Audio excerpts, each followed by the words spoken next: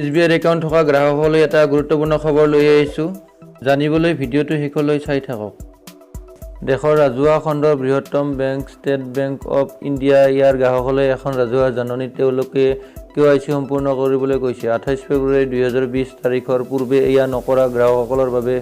বেংকৰ সেৱাৰ অব্যাহত নাথাকিব বুলি কোৱা হৈছে এনে গ্ৰাহকক ব্লক কৰাৰ বাদে আন উপায় নাথাকিব জাননীত কোৱা হৈছে প্ৰিভেনশ্যন অফ মানি লেণ্ডাৰিং এচিটিৰ ব্যৱস্থাৱলীৰ মতে যেতিয়া এটা লেনদেন সম্পন্ন কৰা হয় বেংকবোৰে গ্ৰাহকক চিনাক্তকৰণৰ নিৰ্ধাৰিত নিয়ম অনুসৰণ কৰিব লাগে এইটো ৰিজাৰ্ভ বেংক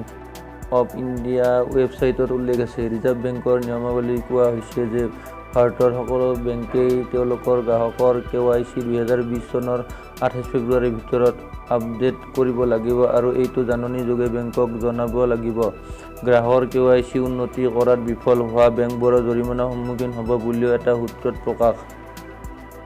SBI সূত্ৰই জনোৱা মতে বেংকটোৱে ইতিপূৰ্বে তেওঁলোকৰ গ্ৰাহকলৈ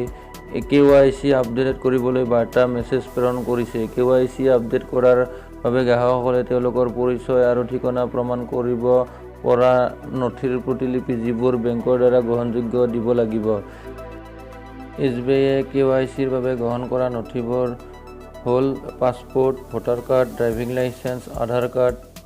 এনৰেগা কাৰ্ড পান কাৰ্ড